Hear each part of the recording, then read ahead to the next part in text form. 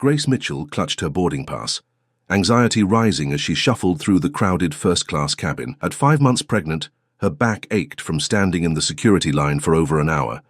This last-minute business trip to Chicago wasn't ideal timing, but as the lead architect on the Riverside Tower project, she couldn't afford to miss the emergency meeting called by the developer. "Excuse me," she murmured, sliding past a flight attendant. Her gaze fixed on seat 3A, window seat, thank God. The gentle swell of her belly nudged against the seat in front as she maneuvered into her row. Grace settled into the plush leather seat with a relieved sigh, resting one hand protectively over her stomach. She'd barely fastened her seatbelt when a tall figure stopped beside her row. Grace looked up and froze. Standing there, impeccably dressed in a charcoal suit that probably cost more than her monthly rent, was Jackson Reed, billionaire CEO of Reed Enterprises and, unfortunately, the owner of the development company she was flying to meet. "Ms. Mitchell," he said, recognition flickering in his steel blue eyes. "What a coincidence." Grace managed a polite smile. "Mr. Reed, I didn't realize you'd be on this flight." Last-minute decision. He settled into the seat beside her, his broad shoulders taking up more than his fair share of space. The subtle scent of his cologne, sandalwood and something citrusy, filled the air between them. Jackson Reed was a legend in the real estate world, brilliant, ruthless and notoriously demanding. At 36, he'd transformed his father's modest construction company into a billion-dollar empire. He was also, Grace reluctantly admitted to herself, unfairly handsome, with dark hair touched by silver at the temples and a jawline that could cut glass. "How far along are you?" he asked, nodding toward her bump. 5 months, Grace replied, surprised by the personal question. "My sister just had her second." "A boy." A small smile softened his usually stern expression. "I'm hoping to make it to Chicago and back before my nephew's christening this weekend." The unexpected glimpse of his personal life caught Grace off guard. In the 3 business meetings they'd had previously, Jackson had been all sharp edges and critical questions about her architectural designs. "I didn't know you had a sister," she said. "I have 2, both younger." He loosened his tie slightly. "Are you hoping for a boy or girl?" Grace hesitated. She rarely discussed her pregnancy with anyone besides her closest friends. After her ex-boyfriend Tyler had walked out 4 months ago, claiming he wasn't ready for fatherhood, she'd become protective of her privacy. "I don't know yet," she admitted. "I wanted to be surprised." The plane began taxiing, and Grace gripped the armrests. Flying had always made her nervous, and pregnancy hormones only amplified her anxiety. "Not a fan of takeoffs?" Jackson asked, noticing her white knuckles. "Not particularly," she said, forcing a smile. "I'll be fine once we're in the air." The plane accelerated, pressing them back into their seats. Grace closed her eyes, focusing on her breathing. Unexpectedly, she felt a warm hand cover hers on the armrest. "My mother was terrified of flying," Jackson said conversationally, as if he wasn't currently holding her hand. "She always said counting backward from 100 helped." Grace opened one eye to look at him. "Did it? No idea. I just let her crush my hand for 20 years. His smile was warm, genuine. Nothing like the calculating businessman she'd encountered in conference rooms. The plane leveled off, and Grace realized she was still clutching Jackson's hand. She pulled away, embarrassed. "Sorry about that." "No apology necessary." He reached for his briefcase. "Since we have 3 hours, perhaps we could discuss the changes to the Riverside plans? Save some time tomorrow." Grace nodded, grateful for the shift to professional territory. "The revised structural supports you requested would require significant modifications to the atrium design." For the next hour, they pored over blueprints on Jackson's tablet, heads bent close together. Grace was impressed by his technical knowledge. Most developers she'd worked with left the architectural details to their teams. "Your solution for the cantilever issue is elegant," he commented, zooming in on her design. "I didn't think we could maintain that sightline without additional columns." "That's why you hire architects," Grace said with a smile. She shifted in her seat, trying to find a comfortable position as her lower back began to ache. "Are you all right?" Jackson asked, concern evident in his voice. "Just pregnancy discomfort, the joys of carrying around an extra person." The flight attendant arrived with their meals. Grace's stomach growled at the sight of the roasted chicken and vegetables. She hadn't had time for lunch before rushing to the airport. As they ate, Their conversation drifted from work to more personal topics. Jackson told her about growing up in Seattle with his sisters, while Grace shared stories about her childhood in rural Pennsylvania. She found herself laughing at his dry humor, surprised by how easily they conversed outside the confines of business meetings. "My mom nearly fainted when I told her I was pregnant and single," Grace admitted after Jackson shared a story about his mother's reaction to his first tattoo. "She's traditional that way, but she's come around. Now she calls every day with baby name suggestions." "And the father?" Jackson asked, then immediately backtracked. "I apologize, that's not my business." "It's okay," Grace said, though the wound was still fresh. He decided fatherhood wasn't in his 5-year plan. "We'd only been dating 8 months when I got pregnant. It wasn't planned." Jackson's expression darkened. "That's unforgivable." "It's for the best," Grace said firmly. "I'd rather raise my child alone than with someone who doesn't want to be there." Their conversation was interrupted as the plane hit a patch of turbulence. The aircraft dropped suddenly and Grace gasped, instinctively grabbing Jackson's arm. "It's just a little rough air," he said calmly. "Perfectly normal." The turbulence intensified, and the captain's voice came over the intercom, instructing everyone to return to their seats and fasten their seatbelts. Grace's heart pounded as the plane shuddered and dipped again. "Here," Jackson said, lifting the armrest between them. "Come closer." Grace hesitated only briefly before sliding toward him. Jackson put his arm around her shoulders, steady and reassuring. Despite her anxiety, she noticed how naturally she fit against him, how solid and warm he felt. "Tell me about your favorite building," he said, clearly trying to distract her. "Anywhere in the world."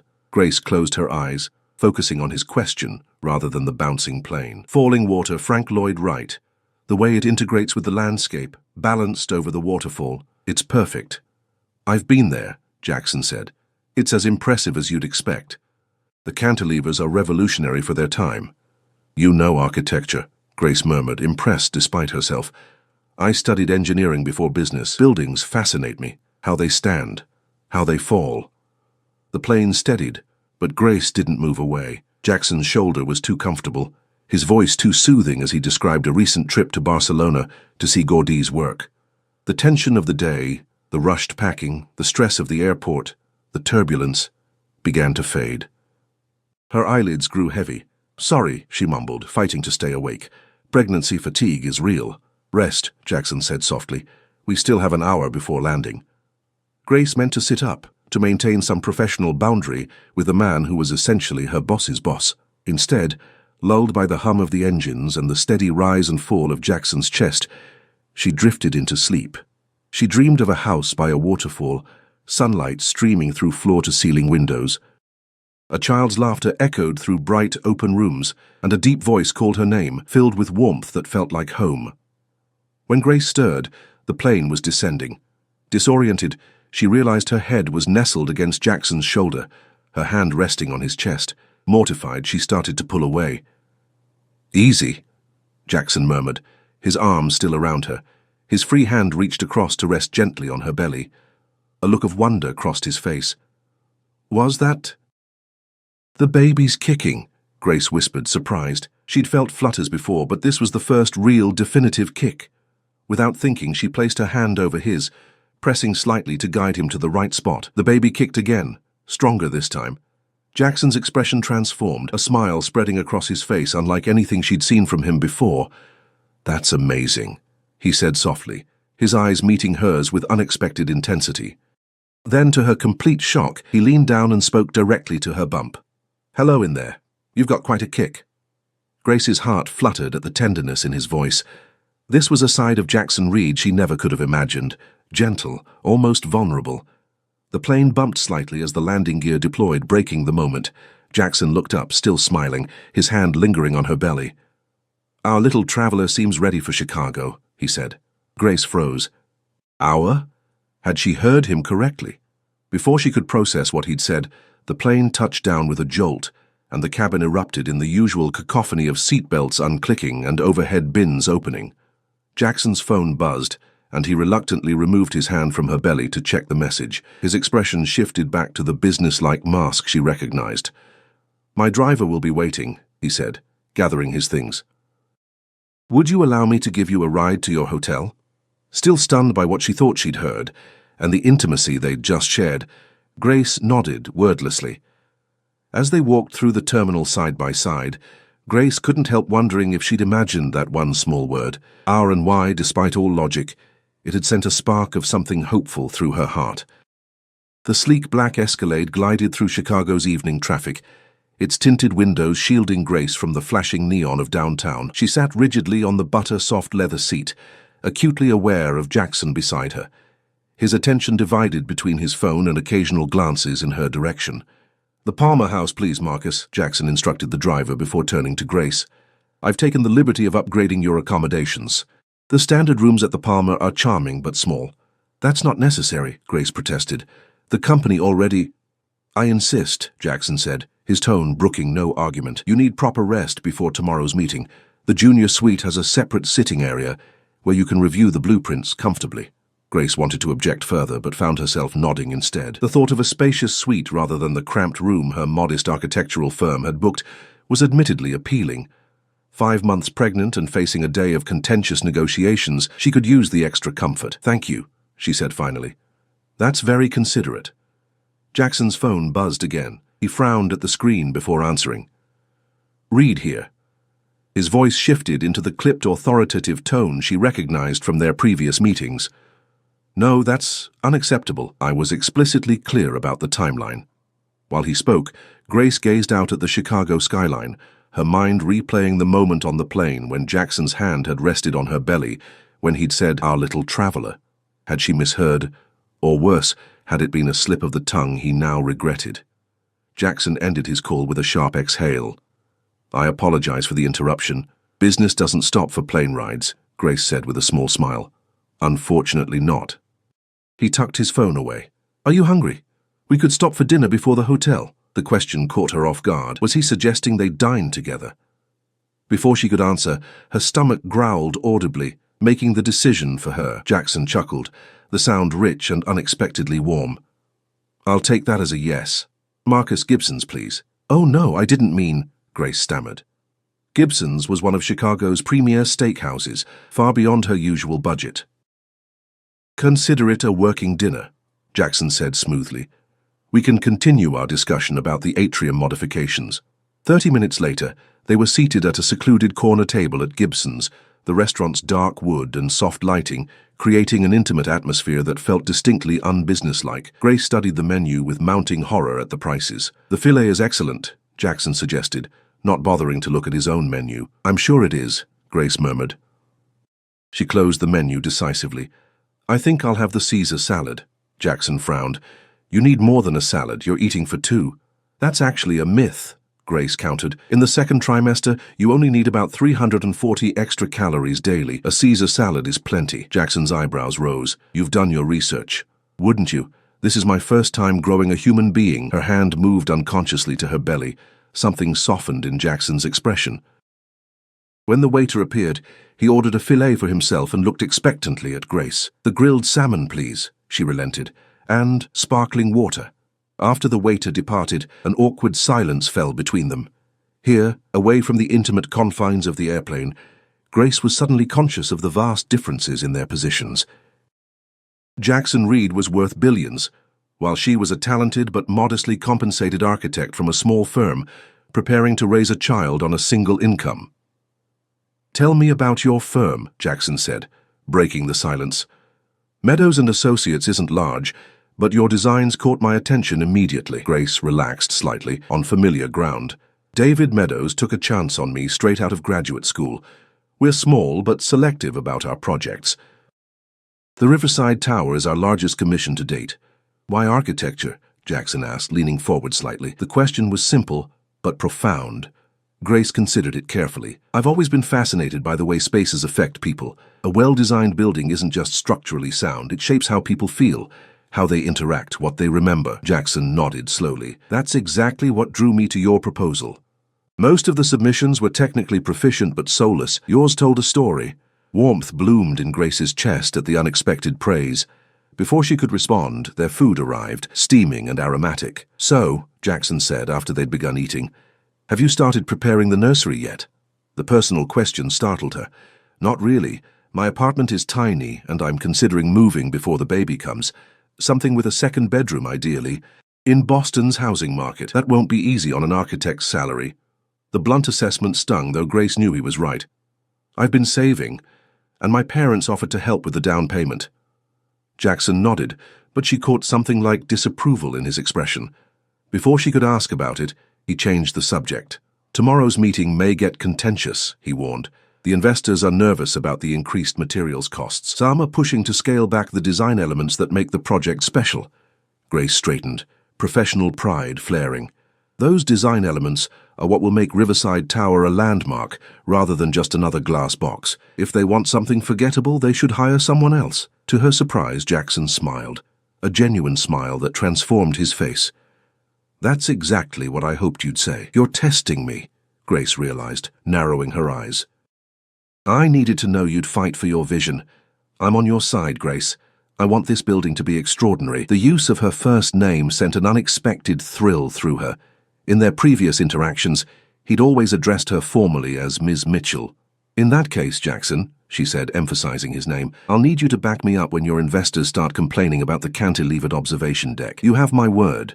Their conversation flowed more easily after that, shifting between professional discussions about the project and more personal exchanges. Grace found herself laughing at Jackson's dry observations about the architectural disasters of certain Chicago buildings. He was knowledgeable and passionate, far from the cold businessman she'd initially judged him to be. By the time they finished their meals, Grace felt a confusing mix of professional respect and personal attraction that she knew was dangerous. Jackson Reed was brilliant, attentive, and undeniably magnetic, but he was also her client, and she was 5 months pregnant with another man's child. Whatever had happened on the plane was surely a momentary aberration. Shall we head to the hotel? Jackson asked after settling the bill, waving away Grace's attempt to contribute. The Palmer House lobby was a gilded spectacle of old-world luxury. Grace tried not to gawk as Jackson efficiently handled her check-in, somehow securing an upgrade beyond the junior suite he'd already arranged.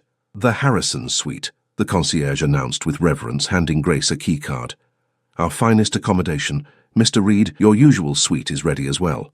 You didn't have to do that, Grace whispered, as they walked toward the elevators. The Harrison has the best view of the city, Jackson said simply, and the most comfortable sofa for reviewing blueprints. In the elevator, standing closer than strictly necessary, Grace became hyper-aware of his presence, the subtle scent of his cologne, the way his shoulder brushed against hers when the elevator stopped. The pregnancy hormones she'd blamed for so many things lately couldn't explain away the flutter in her stomach that had nothing to do with the baby. This is me, Grace said needlessly when they reached her floor. She stepped out, then turned back. Thank you for dinner. And the room upgrade. My pleasure. Jackson held the elevator door. What time would you like to meet in the morning? The investors won't arrive until 10. 8:30? We could review our strategy. Perfect. I'll have breakfast sent up. His eyes held hers for a beat too long. Rest well, Grace. The Harrison suite was larger than Grace's entire apartment, with floor-to-ceiling windows overlooking the Chicago skyline. A massive 4-poster bed dominated one room, while a separate living area featured elegant furnishings arranged around a marble fireplace. She wandered through the space in disbelief, running her fingers over luxurious fabrics and gleaming surfaces. Her suitcase had already been delivered and unpacked, her modest clothing looking out of place hanging in the palatial closet. On the coffee table, she found a basket of pregnancy-safe snacks, herbal teas, and a lavender-scented eye pillow with a note. For better rest, J.R. The thoughtfulness of the gesture caught her off guard. How had he arranged this so quickly? And why was he being so attentive? Grace's phone buzzed with a text from her best friend, Nicole. Landed safely. Hotel okay. She typed back, safe but strange. Tell you later. Too restless to sleep despite her fatigue, Grace spread the Riverside Tower blueprints across the suite's dining table. She became so absorbed in reviewing the contested design elements that she didn't notice the time until her phone chimed with another message. This one was from Jackson. Too late to call? Grace hesitated, then replied, still awake, working. Seconds later, her phone rang. You should be resting, Jackson said without preamble when she answered. Says the man who's also clearly still working at midnight, Grace countered, smiling despite herself. Touché. She could hear the smile in his voice. I wanted to check if the suite is satisfactory. It's ridiculous and perfect, Thank you. Have you tried the bathtub? It has jets that would be excellent for pregnancy backaches. Grace glanced toward the bathroom door. Are you saying I should stop working and take a bath? Doctor's orders. You're not a doctor. No, but I dated one for 3 years. I picked up a few things. The casual mention of a past relationship shouldn't have bothered her, but Grace felt an irrational pang of jealousy. I'll consider it, she said lightly. The investors are bringing their lawyers tomorrow, Jackson said, shifting to business. Be prepared for them to challenge every element of the design that adds cost. I'll be ready. I know you will. His confidence in her was both flattering and intimidating. I should let you rest. Good night, Grace. Good night, Jackson. After hanging up, Grace did take that bath, sinking into steaming, jasmine-scented water that eased the ache in her lower back. As she relaxed, her mind drifted back to the moment on the plane. Jackson's hand warm on her belly, his voice soft as he'd said, "Our little traveler." The memory sent a confusing mix of emotions through her. Grace had made peace with raising her child alone after Tyler's abandonment. She'd rebuilt her plans, adjusted her expectations, embraced the challenge of single motherhood. She wasn't looking for a replacement father for her baby. But as she drifted towards sleep that night, nestled in the luxury of sheets that probably cost more than her monthly rent, Grace couldn't help wondering what it might be like to have someone like Jackson Reed in her corner, someone strong and steady, someone who looked at her with that unexpected warmth in his eyes. In her dreams, she was again on the plane, her head resting on his shoulder. But this time, when Jackson placed his hand on her belly and whispered to her unborn child, Grace clearly heard every word. "Don't worry, little one. I'll take care of both of you." Grace woke to sunlight streaming through the suite's floor-to-ceiling windows and the muted sounds of Chicago traffic 20 floors below. For a moment, she lay disoriented in the massive bed, the previous day's events flooding back. The plane ride, Jackson's hand on her belly, the dinner that felt less like a business meeting and more like, "Stop it," she muttered to herself, pushing away the covers. She couldn't afford to romanticize the situation. Jackson Reed was being kind, perhaps unusually so, but he was still her client. Nothing more. A gentle knock at the door interrupted her thoughts.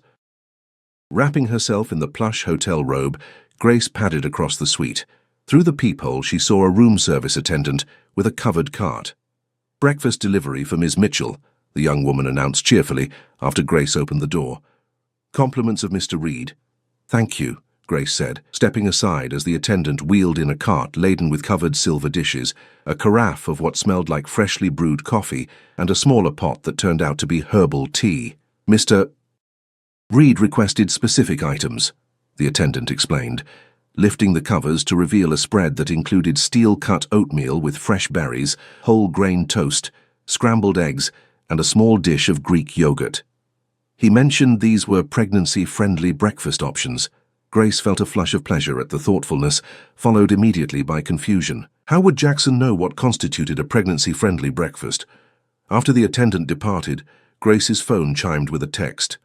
"Breakfast delivered. Meeting pushed to 9:30. Take your time. Received. Thank you." "Very thoughtful selections," she replied, then hesitated before adding, "How did you know what pregnant women should eat for breakfast?"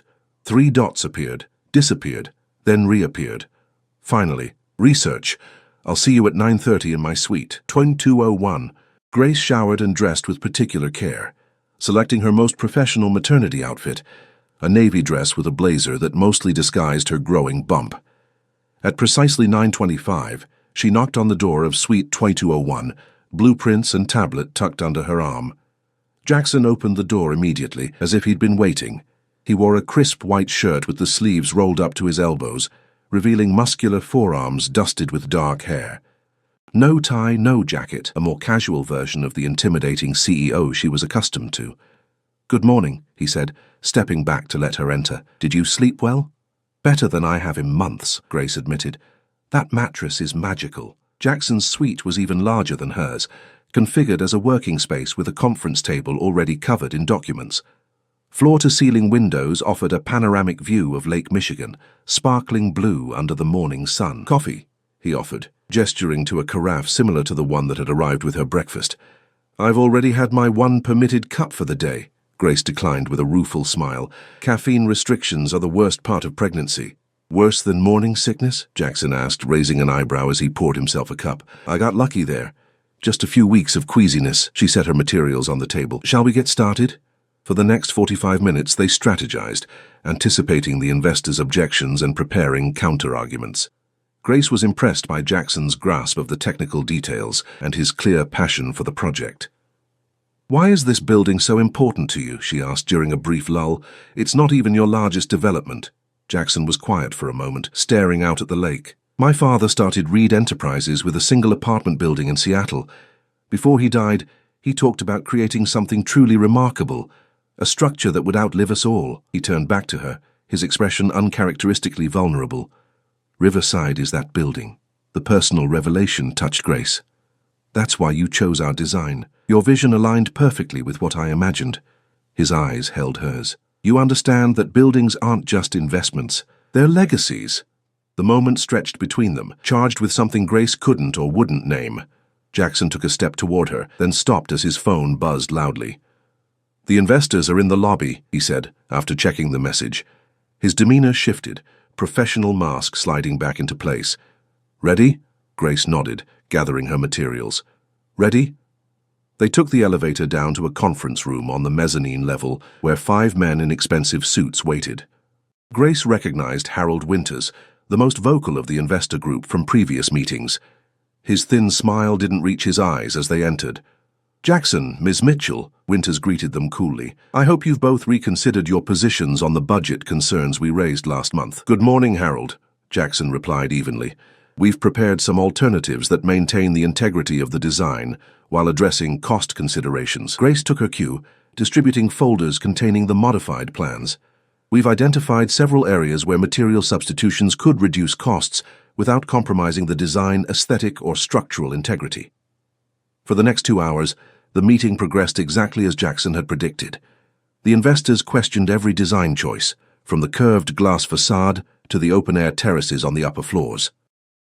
Grace defended her vision passionately but professionally, backed at every turn by Jackson's firm support.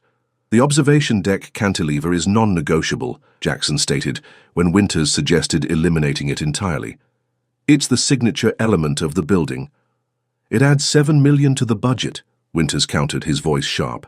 "It adds $20 million to the property value and makes Riverside an iconic addition to the skyline," Jackson replied. "The cantilever stays." Grace felt a surge of gratitude for his unwavering support. Most developers would have folded under the pressure to cut costs, but Jackson was fighting for her vision as fiercely as she was. By noon, they'd reached compromises on several secondary issues while preserving all the critical design elements. Grace's head throbbed from the tension, and her back ached from sitting too long in the uncomfortable conference chairs. "I think we've made excellent progress," Jackson announced, effectively ending the meeting. "Grace and I will incorporate these modifications and circulate updated plans next week." As the investors filed out, Winters lingered. "Read. A word," he requested, glancing pointedly at Grace. "Anything you need to say can be said in front of Ms. Mitchell," Jackson replied firmly. Winters' mouth thinned. "Fine.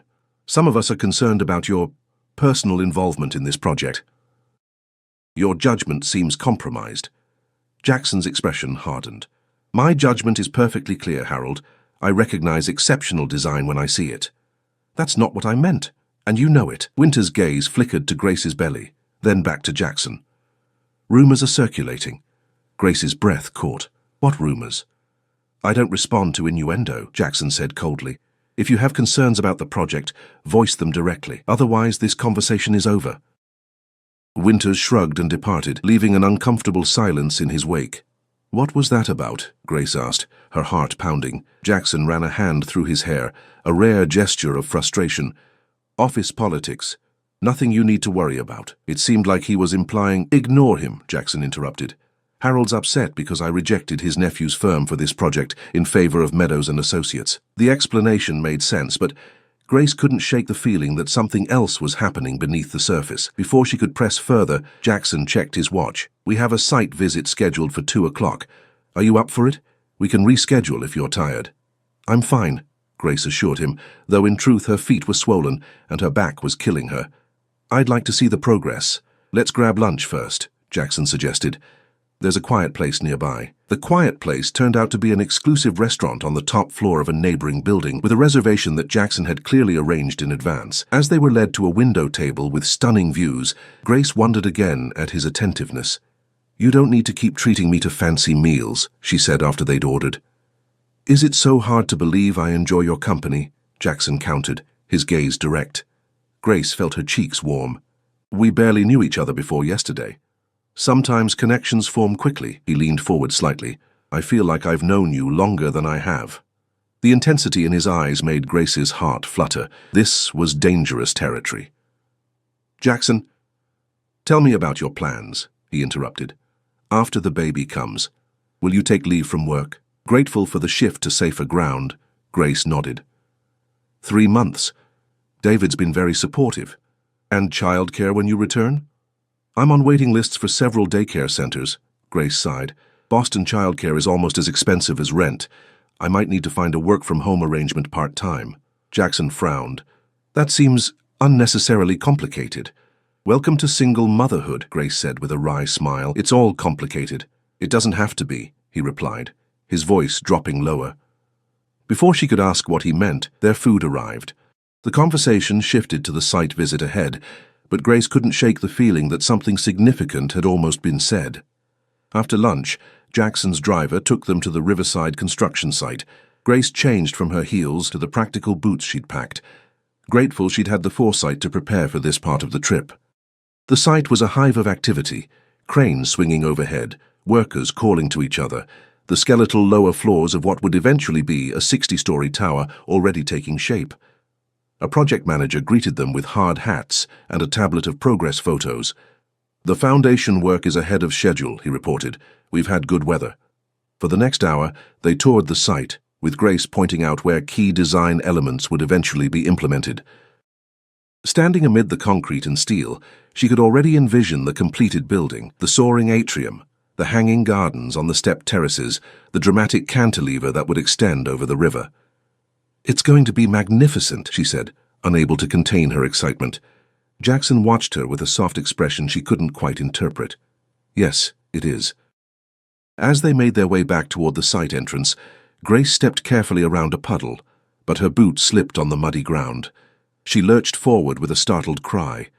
Jackson reacted instantly, catching her before she could fall, his arms wrapped securely around her, one hand protectively cradling her belly. For a breathless moment, they stood frozen, his body solid against hers. "Are you all right?"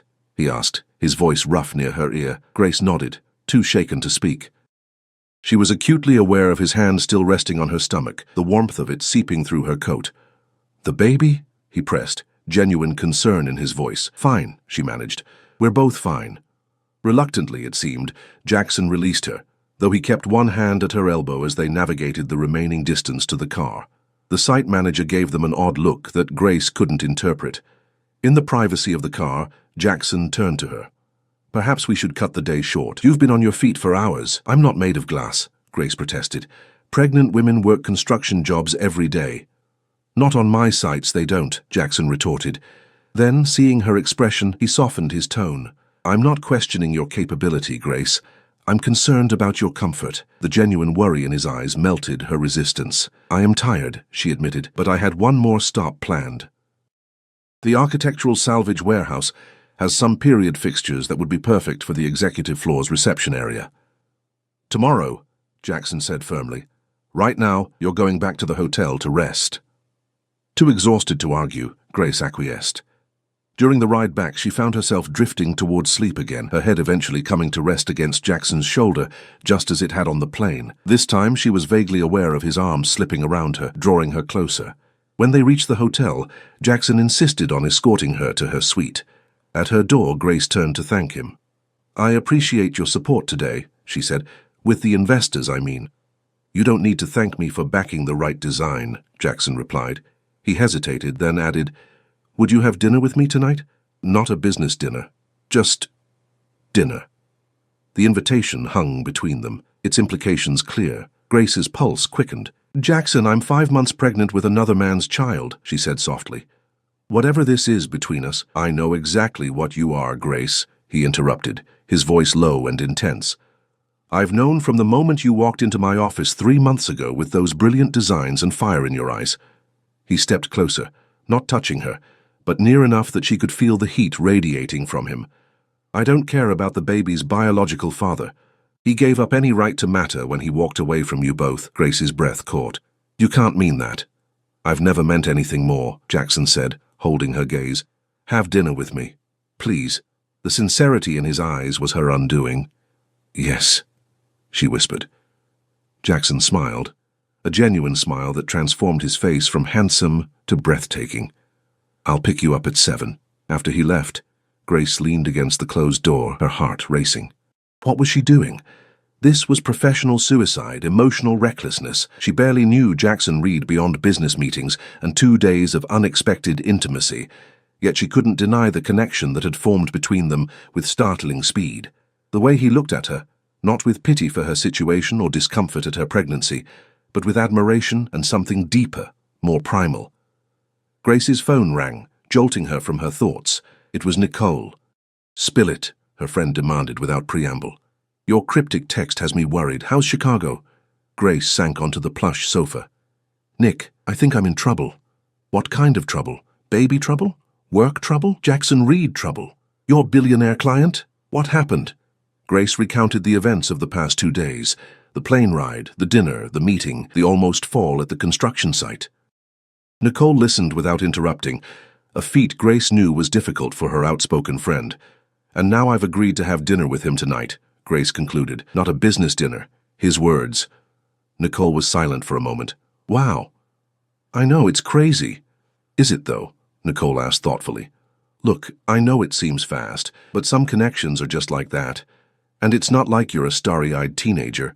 You're a successful professional who happens to be having a baby." "A baby that isn't his," Grace pointed out. "Has he seemed bothered by that at all?" Grace thought about Jackson's hand on her belly, the way he'd spoken to her unborn child. "No. The opposite, actually. It's like he's—" She trailed off, uncertain how to articulate it. "Protective? Interested? Involved?" Nicole supplied. "All of those," Grace admitted. "It's confusing, only if you overthink it. Do you like him?" The question was simple, but profound. Did she like Jackson Reed, the brilliant, demanding CEO who fought for her designs, the attentive man who researched pregnancy-friendly breakfasts and upgraded her hotel room, the complex person who'd shared his father's dream and caught her when she stumbled?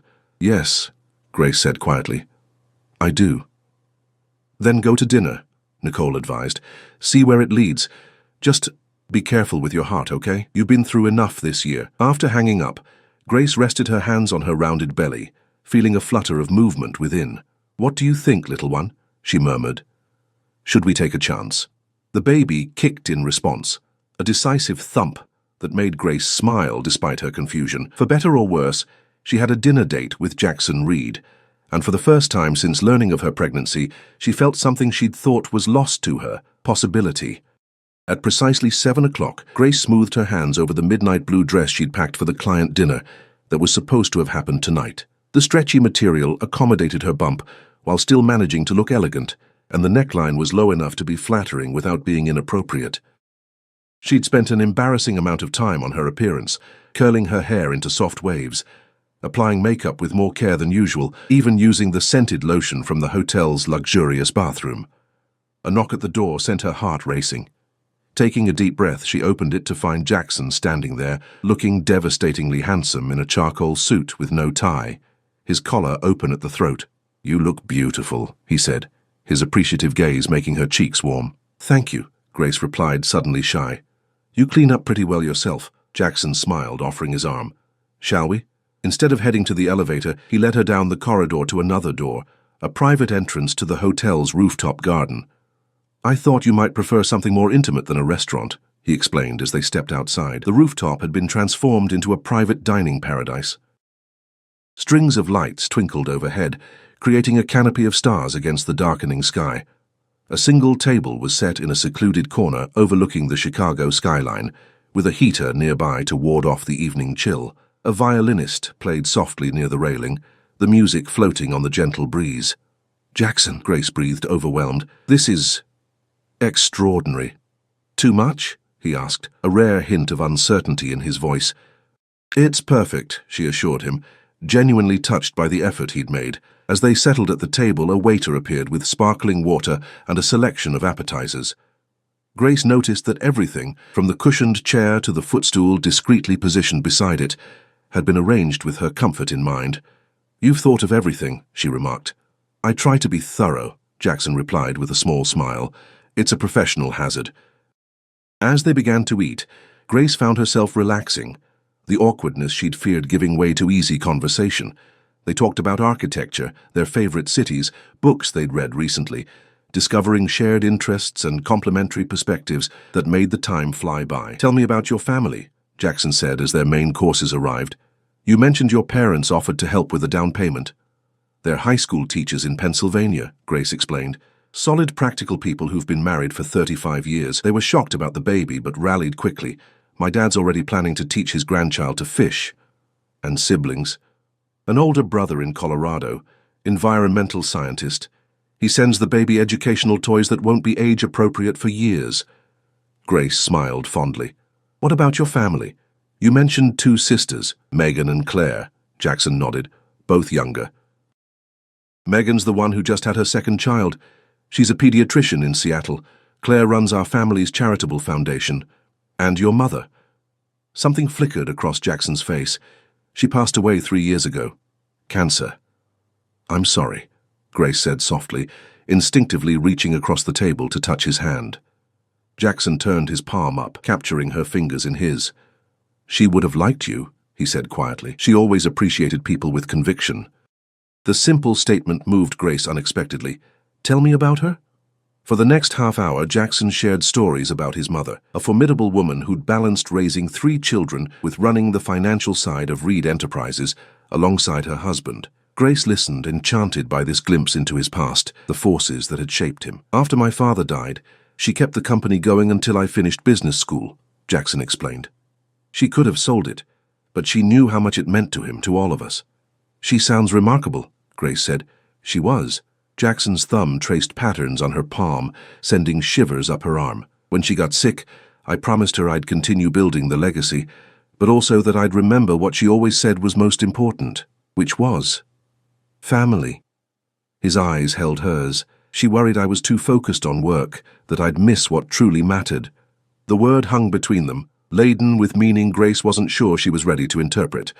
She gently withdrew her hand, needing space to think clearly. "This connection between us," she began carefully. "It's happened so quickly. I'm concerned that you might be romanticizing the situation." Jackson's expression grew serious. "You think I'm attracted to the idea of rescuing a pregnant woman? Some kind of white knight fantasy?" Put so bluntly it sounded ridiculous, but Grace nodded. "The thought crossed my mind." "Then let me be clear," Jackson said, leaning forward. "I've been intrigued by you since our first meeting 3 months ago. Your pregnancy doesn't define you to me, Grace. It's simply part of who you are, a part I respect and honor, but not the reason for my interest." His directness was disarming. "Then what is the reason? Your brilliance, your integrity, the way you fight for your vision without compromising." His gaze was unwavering. "The fact that you're the most beautiful woman I've ever seen doesn't hurt either." Grace felt heat rise to her cheeks. "Jackson, I know the timing is complicated," he continued. "I know there are professional considerations, but I also know that some opportunities don't come around twice." Before Grace could respond, the baby kicked sharply, making her gasp and press a hand to her side. "Are you all right?" Jackson asked, immediately concerned. "Fine," she assured him. "Someone's just very active tonight." Without thinking, she took his hand and placed it where the baby was kicking. Jackson's expression transformed with wonder as he felt the movement beneath his palm. "That's incredible," he murmured. "It still amazes me every time," Grace admitted. Jackson didn't remove his hand. Instead, he looked into her eyes with an intensity that made her breath catch. "I want to be part of this, Grace, part of your life, part of the baby's life, if you'll let me." The declaration stunned her. "You can't possibly know that yet." "I do know," he insisted. "I've never been more certain of anything." Grace shook her head, overwhelmed. "This is too fast. We barely know each other." "Then let's change that," Jackson said. "Come to Seattle next weekend, meet my sisters, my nephew, let me show you my world." "I can't just fly across the country on a whim," Grace protested. "I have work, doctor's appointments, all of which can be rescheduled," Jackson countered. Just think about it, please. Before she could answer, his phone buzzed. Jackson glanced at it and frowned. I need to take this. Excuse me for a moment. As he stepped away to take the call, Grace tried to collect her thoughts. Everything was moving so quickly, spinning beyond her control. Jackson was offering her something she'd never expected to find again after Tyler walked out. A partner, a future, security for her child. It was tempting, alluring, and terrifying. What if this was just an infatuation that would fade as quickly as it had formed? What if Jackson realized he wasn't ready for an instant family after all? Grace couldn't bear the thought of another abandonment, another person walking away from her child. Jackson returned, his expression troubled. I apologize for the interruption. Is everything all right? Grace asked, noticing the tension in his shoulders. He hesitated, then sighed. Not entirely. That was Harold Winters. Grace's stomach tightened. What did he want? To warn me, Jackson said grimly. Apparently there's a story circulating among the investors. About us. What kind of story? Grace asked, though she could guess. That I awarded the Riverside contract to your firm because we were involved. That our relationship compromised my business judgment. Jackson's jaw tightened. Harold suggested that if the rumor reaches the board, they might force a review of the project. Grace felt sick. But that's not true. We weren't involved when you selected Meadows and Associates. Of course it's not true, but perception matters in business. Jackson ran a hand through his hair. Grace, I need to ask you something, and I need an honest answer. She nodded, her throat dry. If this becomes public, this connection between us, would it damage your professional reputation? Would David Meadows have reason to question your integrity? The question hit home. Grace had been so caught up in her feelings that she hadn't fully considered the professional implications. It wouldn't look good, she admitted. People might assume I earned the commission through personal means. Jackson's expression darkened. That's unacceptable. Your talent and hard work deserve recognition, not speculation. What are you saying? He was quiet for a long moment, conflict evident in his eyes. Maybe we should take a step back until after the Riverside project is completed. Though she'd been having similar thoughts, hearing him say the words aloud stung more than Grace expected. I see. I don't want to, Jackson clarified quickly, but I won't let my feelings for you undermine your professional standing. You've worked too hard. My professional standing, Grace repeated. That's your only concern. No, Jackson admitted. I'm also concerned about Harold's motivations. He's wanted me out as CEO for years. This could give him leverage with the board. The reminder of their vastly different worlds hit Grace like a bucket of cold water. Jackson Reed wasn't just a man. He was the head of a billion-dollar empire with shareholders, board members, and corporate politics she could barely imagine. Maybe this was a mistake, she said quietly, pushing back from the table. We got caught up in whatever this is, but reality was always going to intrude. Grace? Jackson started to reach for her hand, then stopped himself. Don't do this. We can find a solution. I think the solution is obvious, she said, fighting to keep her voice steady. We maintain a professional relationship until Riverside is completed. Then we go our separate ways. That's not what I want, Jackson said, his voice low and intense. What you want isn't always what makes sense, Grace replied, standing. The baby kicked again, as if in agreement. Thank you for dinner, Jackson. It was lovely. But I think I should go. Before he could respond, she turned and walked quickly toward the door, tears threatening. She heard him call her name but couldn't look back without breaking down completely. Back in her suite, Grace paced the luxurious rooms that now felt like a gilded cage. She'd been a fool to think this could work, that she, a pregnant architect from a small firm, could have a place in Jackson Reed's world of corporate dynasties and billion-dollar decisions. Her phone rang, Jackson, of course. She let it go to voicemail, then it rang again. And again. Finally, Grace picked up. Please don't call anymore, she said before he could speak. This is for the best. Is that what you truly believe? Jackson asked, his voice rough with emotion. That walking away is the best solution? Yes, Grace lied. I need to focus on my baby and my career. I can't be distracted by complications. Is that what I am to you? A complication? The hurt in his voice made her chest ache. Jackson, please, this isn't easy for me either. Then don't do it, he said simply. Open your door. Grace froze. What?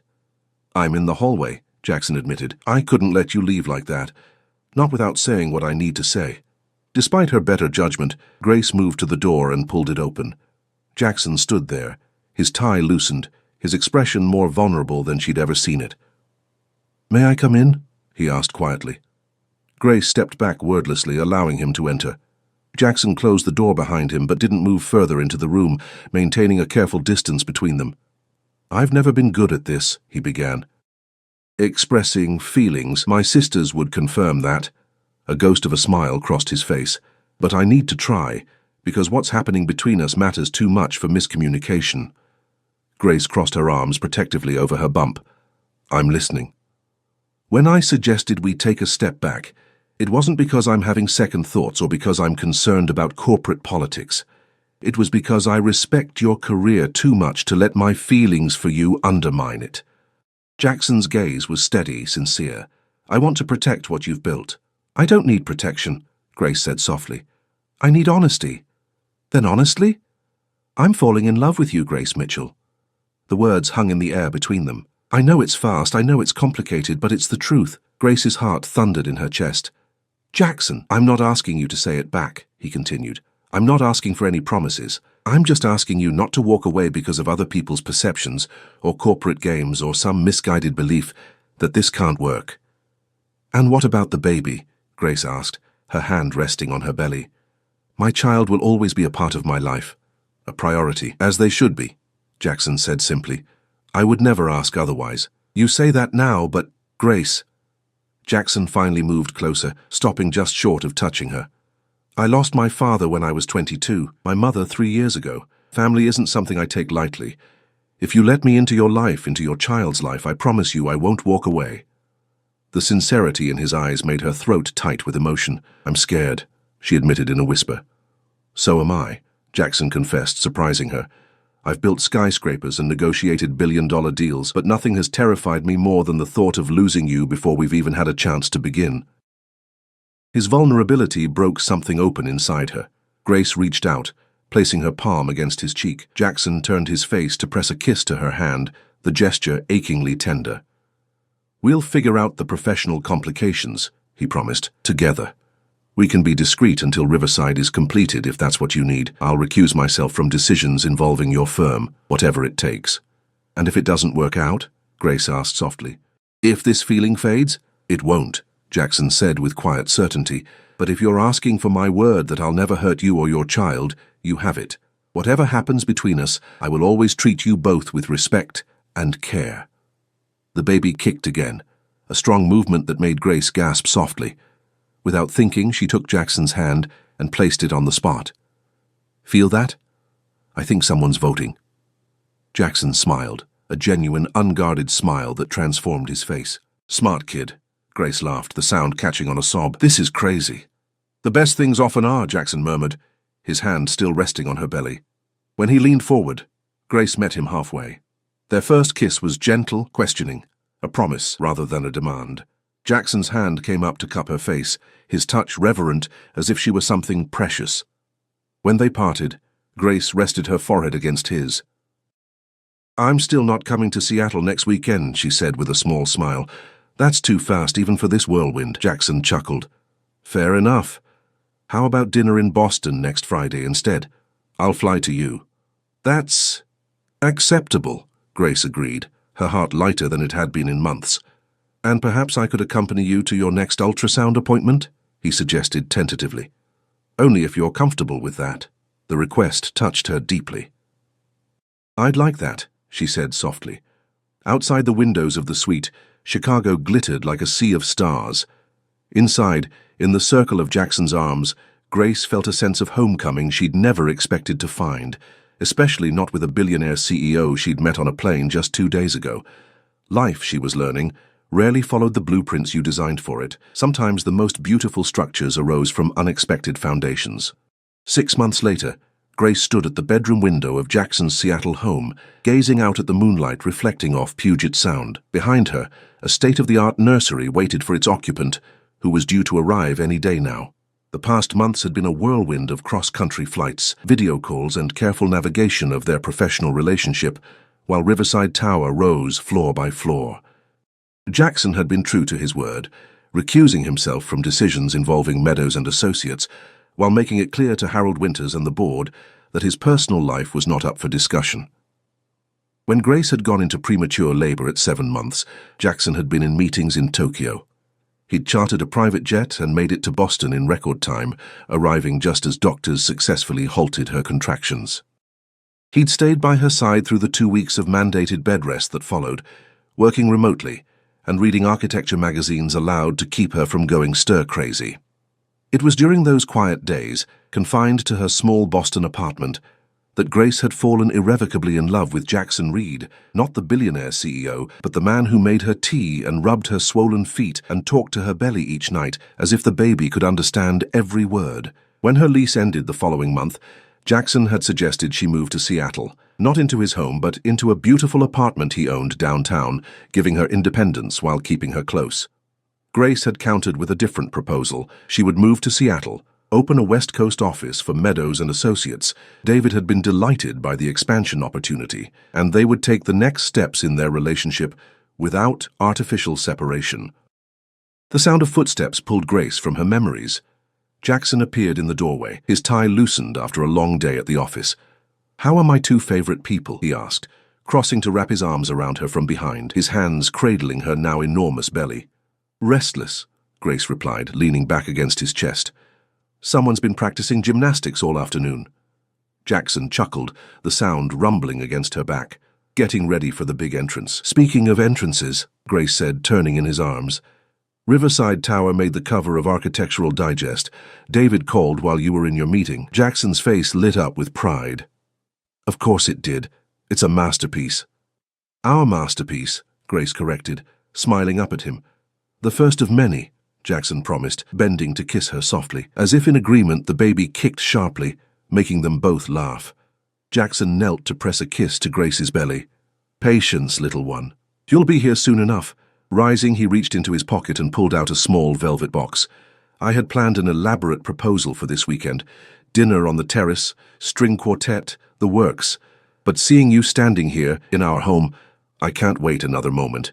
Grace's breath caught as Jackson opened the box to reveal a stunning emerald-cut diamond ring. "Grace Mitchell," he said, his voice steady despite the emotion in his eyes. "I've loved you since you fell asleep on my shoulder on a flight to Chicago.